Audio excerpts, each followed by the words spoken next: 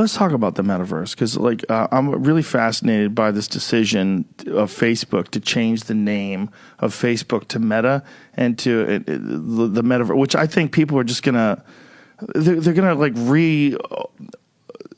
realize that this is a crazy idea, that you're going to give your life to some sort of augmented or virtual reality world that's created by a guy who's involved. Welcome to the Mindset by Design podcast with your host, the expert Andy Murphy, where you will learn the tips, tricks, and strategies he teaches his world-class clients to give you the skills to dominate any business.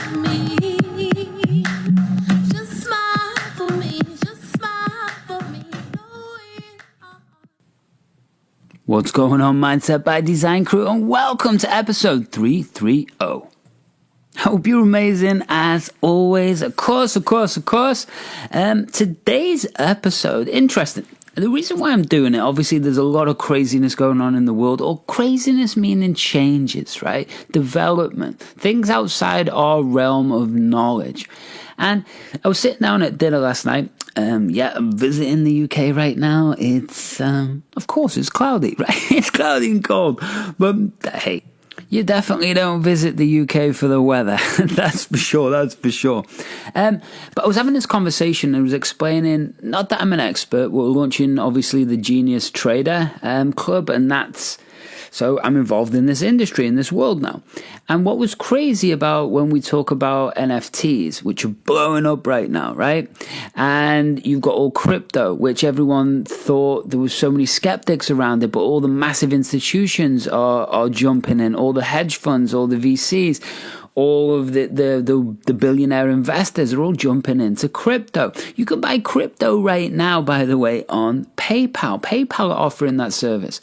So think about it suddenly become mainstream. So we all have those regrets, right? But we can't have regrets. We all have regrets. Oh, I should have bought Bitcoin when it was $100. Yeah, we all had the opportunity. Should have bought Bitcoin when it was $2,000. Yep, should have grabbed that opportunity. But at the end of the day, you've got to understand about this whole new world that we're going to get into. We're just at the beginning. Do you realize that? We're just at the beginning of this new world. And what you've got to understand about it is, just like before the internet, no one could fathom what this was, right? But now it's just an intricate part. It's a noble part of life, right? How could we even live without the internet? You wouldn't even be listening to this podcast right now, right? So everything suddenly changes.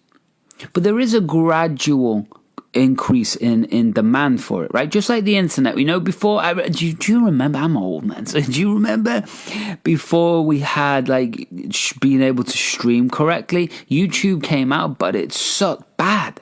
It sucked bad. And it wasn't until we got broadband or fiber optic that we were able to have a signal that we could actually stream video.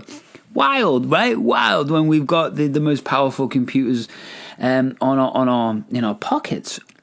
But the thing about this is we didn't know what was coming. We didn't know how it was going to integrate into our lives. We didn't know how it was going to change our lives. We didn't know how the tech companies were going to dominate and potentially destroy the world, right? Which they're having a damn good job at it. But also, it also makes people connected.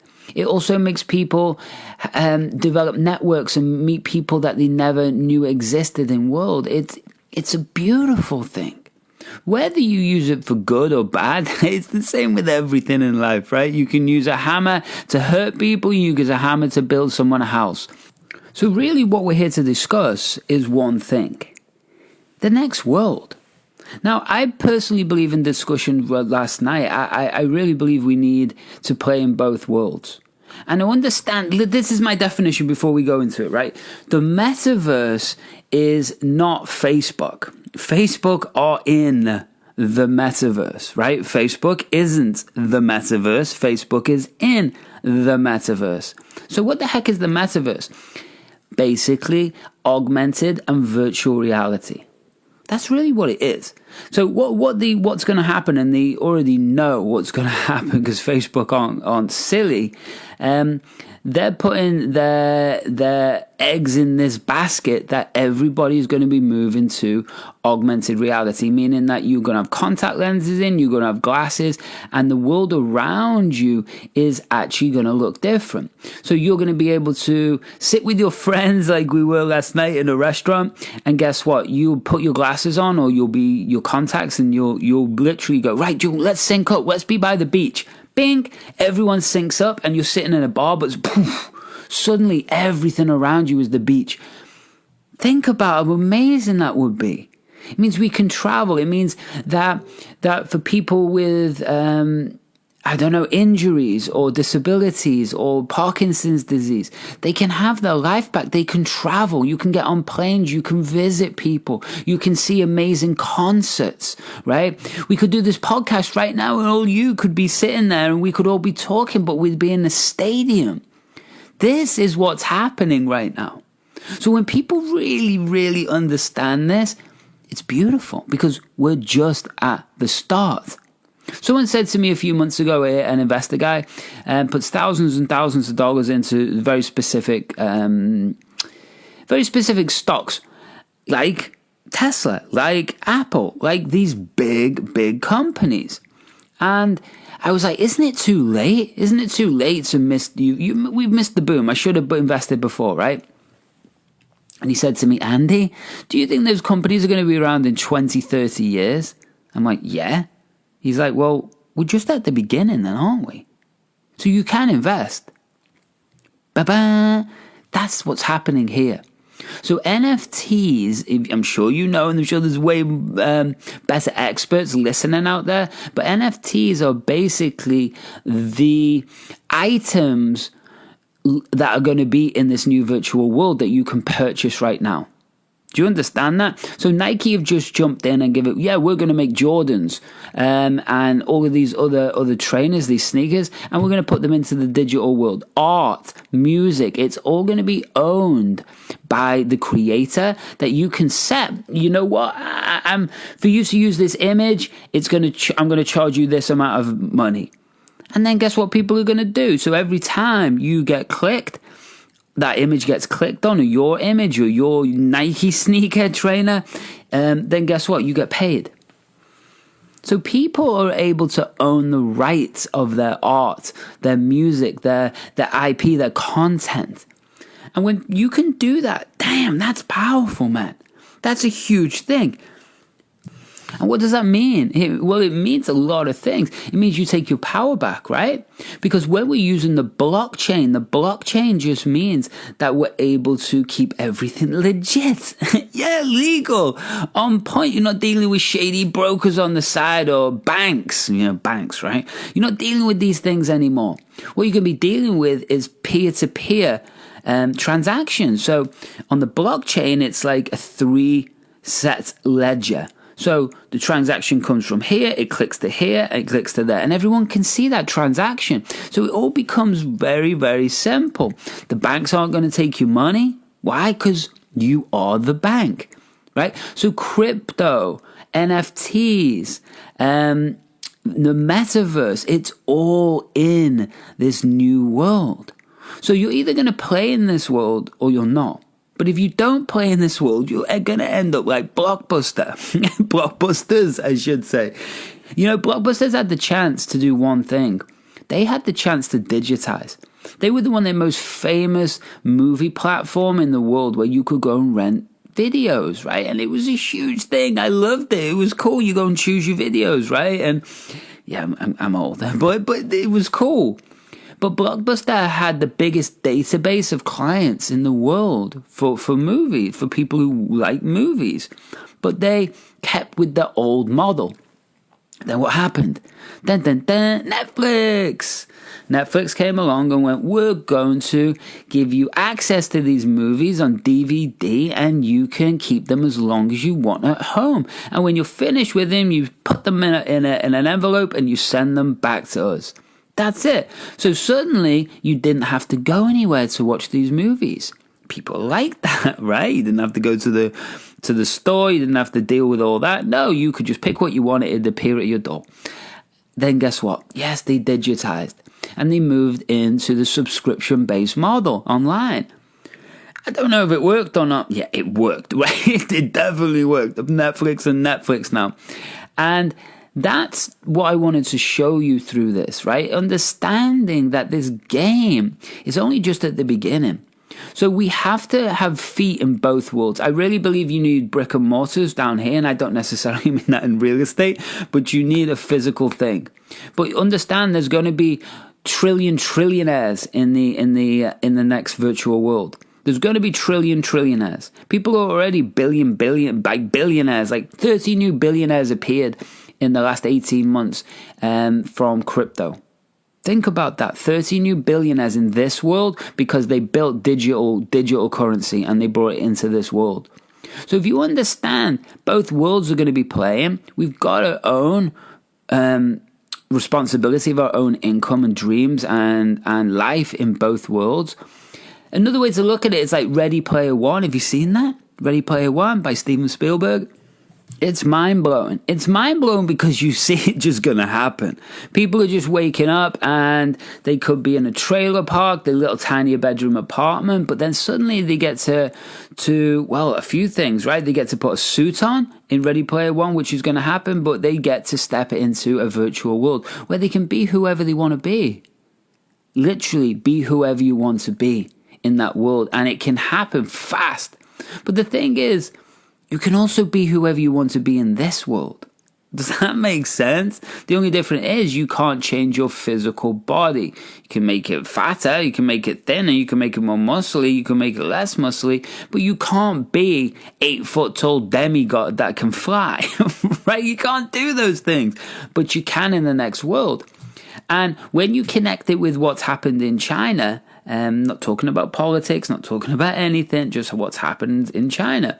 Well, everybody is facial recognized. Everybody is on a scoring system that affects your credit, your lending.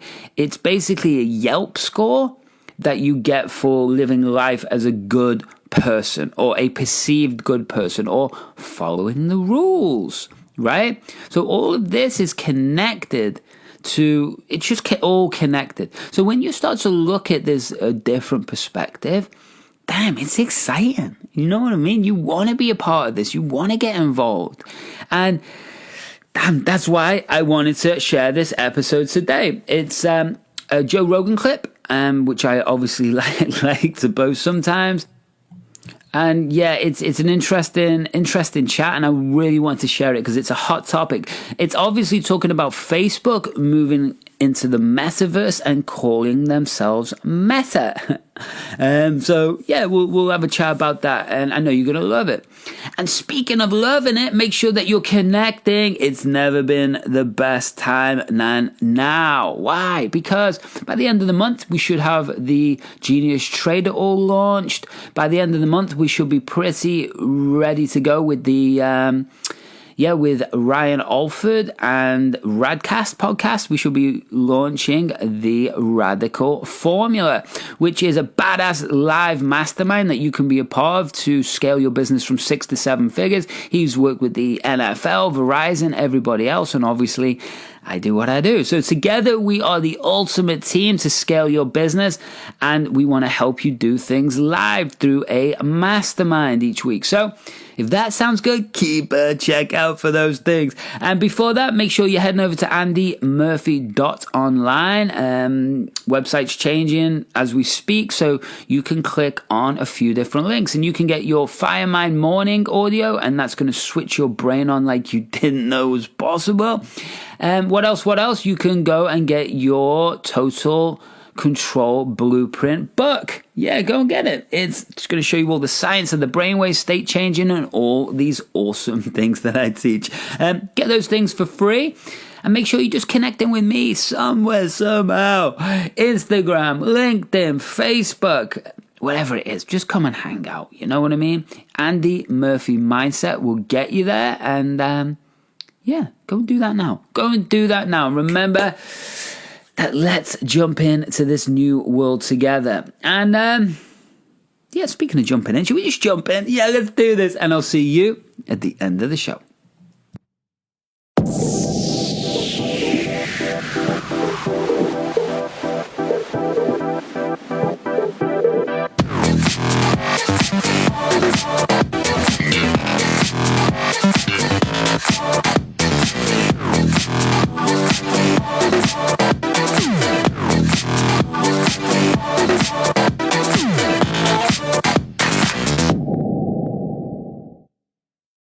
So let's talk about the metaverse, because I'm really fascinated by this decision of Facebook to change the name of Facebook to Meta and to the metaverse, which I think people are just gonna they're gonna realize that this is a crazy idea, that you're going to give your life to some sort of augmented or virtual reality world that's created by a guy who's involved in this company whose algorithms are sowing the seeds of distrust and hate all through. But now we're going to fucking let him take over what you see and feel, because you're going to have a new company, and this new company is going to be virtually reality based, where he's literally he reenacted a scene from Black Mirror. Yeah. Well, which is unironically. I know. And you know what makes me a little sad? I think that it's going to happen. You think it's going to happen? Yeah, I think that you and I are of a different generation, dude. I think there are a lot of kids who are growing up in Fortnite world and spend a lot, and I think the pandemic really accelerated this. There are a lot of people who lived online for the entire pandemic. And so for people like me and for people like my parents, not seeing other humans for a long time was actually quite painful and terrible. Like, we actually did want to get out and be with the community and see friends and do that sort of stuff. What if you spend your entire life, from the time you're a little kid, interacting with screens? What if those screens are getting increasingly sophisticated so that they are interacting with you in ways that humans would? What if you get to be whatever, like, we're a society, we were just talking about this, where you get to be whatever you want to be? What if there's a world where you actually can be and everybody sees you the way you want to be seen? Would you rather live there where you're like rich and good looking and everybody likes you? Or would you rather live in the real world where you're disconnected from all of that and you end up with like Ready Player One world? I think it's going to happen. It's as long as it can become indistinguishable from reality, which it will be able to be. Okay, crew, just let me jump in there. So what Joe's talking about then is reality, of the augmented reality or virtual reality, which is going to be absolutely normal, and you're not going to be able to understand the difference, right, in the brain. Well, what this is actually talking about is the brain is actually holographic. What does that mean? It sounds metaphysical, but it's really not. It's the understanding that the brain doesn't understand the difference between what it imagines, what it sees in the outside world, or what it sees on a screen or TV. And you might be going, Andy, what are you talking about? Of course I understand what the difference is, mate. Look, that's the floor. That's a screen with a computer. Yeah, I get it. But look at it like this. Why do you laugh or cry when watching a movie? Right? Why do people go to the cinema and get all pumped up watching an action movie, or cry in an emotional scene? Why would you do that? Because the brain, right, responds the same way. It lights the same neurons. It activates the same parts of the brains that make you have that emotional response. Does that make sense? Right. So there is no difference between what you put VR goggles on and then when they put you into a suit, which is common, so you can feel all the impacts and everything. Then guess what? Well, what's the difference? Right? And also, what's the difference if you're able to purchase houses and cars and billions of dollars in the virtual world, but your body and brain respond to it the same way? Right. So then we've got to start looking at what reality is. If you were plugged in like the Matrix 24/7, the Matrix, it really is. If you were plugged in like the Matrix 24/7 and you were immersed in that world, is that real? Well, yeah. What about Avatar? Is Avatar real if you were in there 24 hours a day? Well, you're like, no, it's not real. You're just in there. I get it. But while you're in it, is that real? Well, yeah, you're doing stuff, right? Your brain is functioning as if it was in reality. So this is what people don't understand, or maybe they do, or definitely some people do, right? But when you understand that you are going to be connected and you're going to see literally a version of reality that is real, then, well, what changes? How does this affect you? How does this affect the world? What's the consequences, good or bad? This is what we're here to discuss. It's going to take time, whether it's 5 years or 10 years.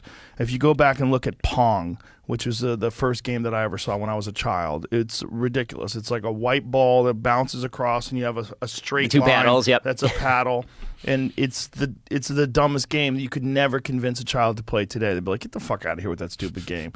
I can go play fucking Halo, right?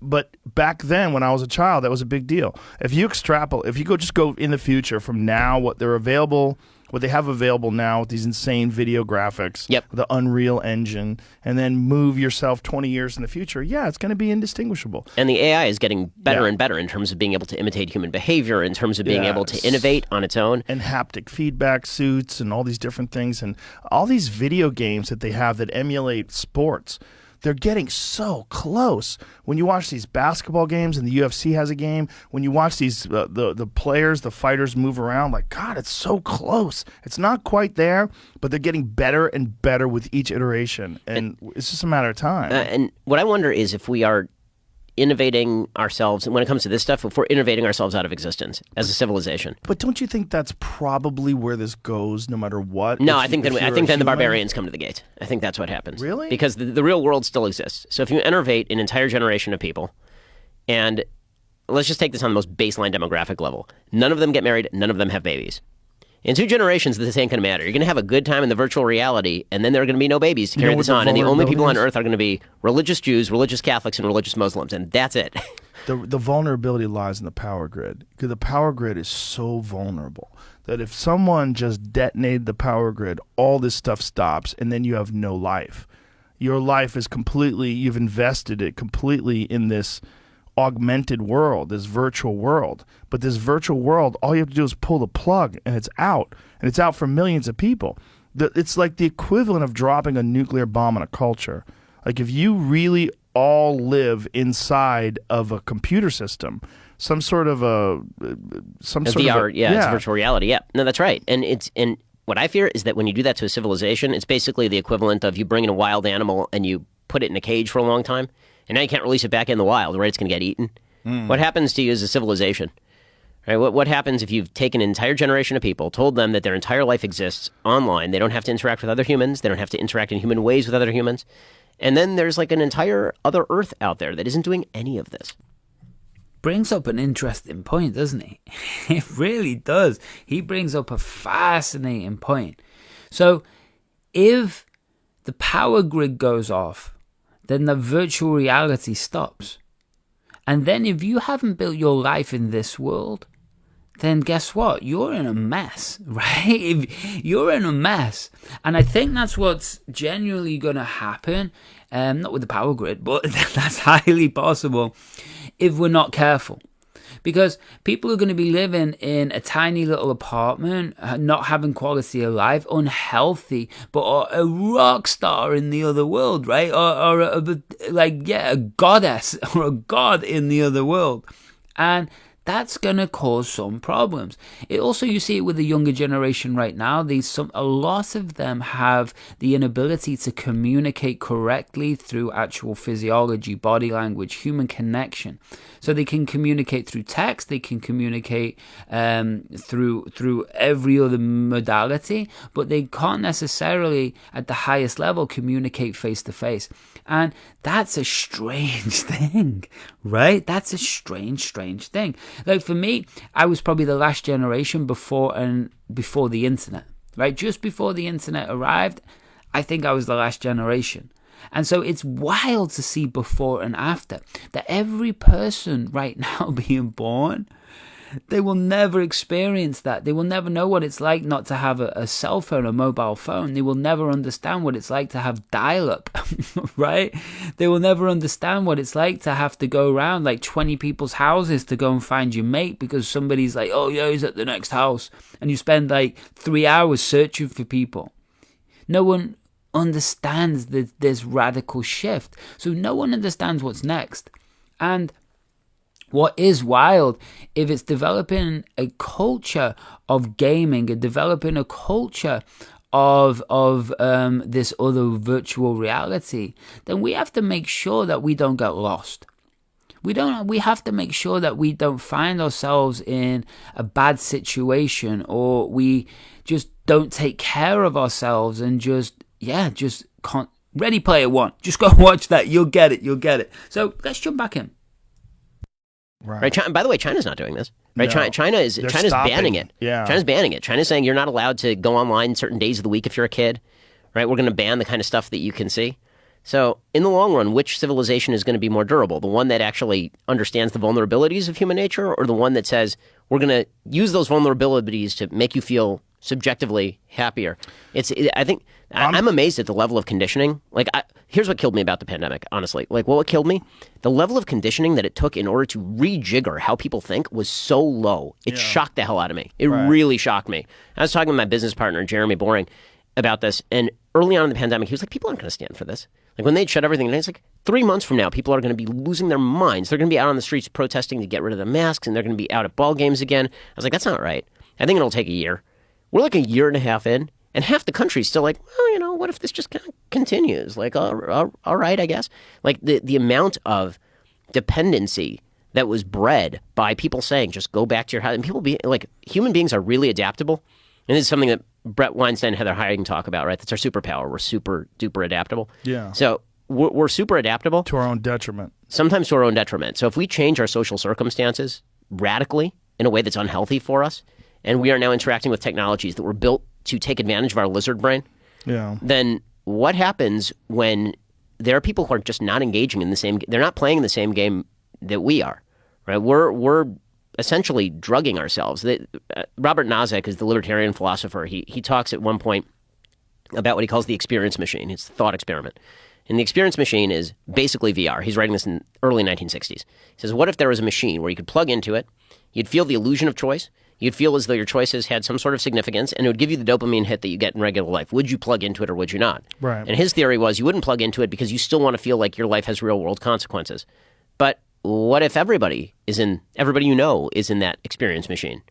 Then you're the one who gets left out if you're not in the experience machine. What is real world? I mean, that's what the problem is. That analogy was created before the sophistication of computer systems has reached the point now where you can look at it 20 years from now and you kind of get an understanding of where it's going to be. When you're dealing with what's possible now, I don't think you're going to be able to stop people from doing it because I think it's going to be so overwhelmingly addictive. You look at how many people are just addicted to looking at their Instagram. Yep. It's so simple. Yeah. It's nothing.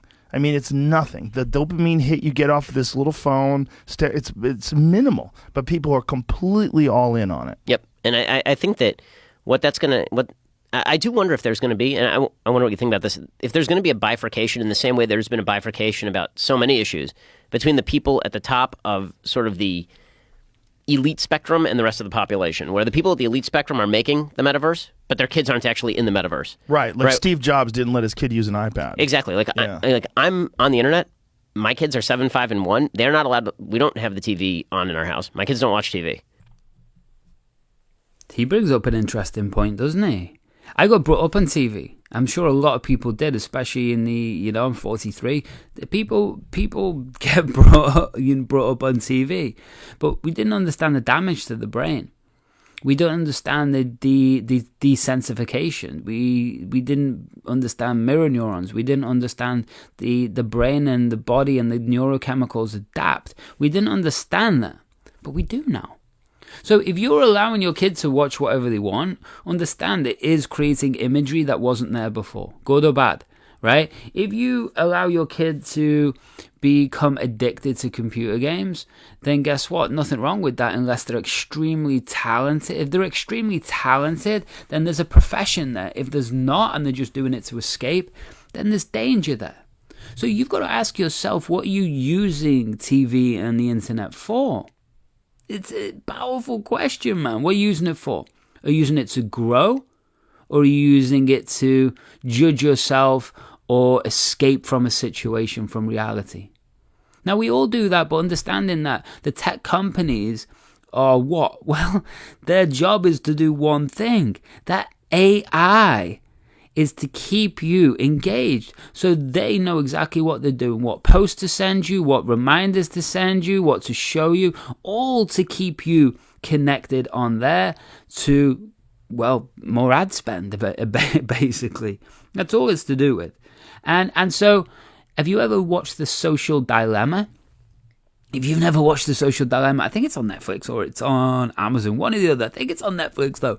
Go and watch it. You think you know until you watch it, and then you're like, oh, man. It's like 3 or 4 tech companies that are just basically taking over the world.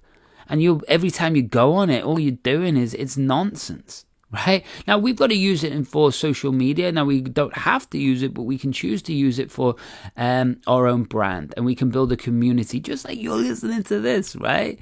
That's a community. You're part of my community. And that's a beautiful thing. But at the end of the day, we just have to be so careful at what we're putting in our brain.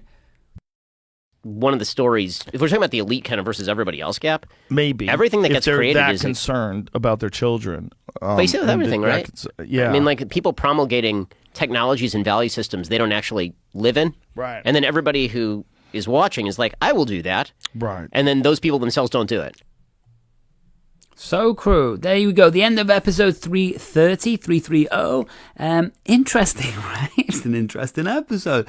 Interesting ride. So you got to look at everything right now. You got to evaluate, are you resisting something? Are you holding back? What you're putting in your brain? What's the consequences of either or? Are you allowing yourself to step into this virtual world too much? Or are you allowing yourself to step in enough? Are you educating yourself? Are you making decisions? Or are you just gambling? Here's a hot coin. Let's invest in the coin. You know what I mean? At the end of the day, wealth isn't created by get-rich-quick schemes. It's created by intelligent, high-level decisions. And this is the same with life, our own performance, our own health, our own everything, right? We're only one decision away from everything. So my question for you today is, what is the next decision that you need to make that you've been resisting or had a wrong opinion about? Can you be humble enough to change it? It's up to you. And speaking of changing it and being humble and stepping the F up, let's do it. Let's do it. If you're a trader, we got the Genius Trader getting launched. Should be done by the end of the month. We've got the Radical Formula, which is a live masterclass. It's badass. Live mastermind, I should say, with the one and only Ryan Alford from Radcast Podcast and myself. That's launching. We got the 8-figure Thinker Mental Training Academy just ready to pop. What else we got? Just find out. Come and hang with me, Andy Murphy Mindset, LinkedIn, Facebook, and Instagram. And remember, it's time to do something different. And speaking of different, whether you have an amazing week, much love until we see you again next week. Why don't you smile for me?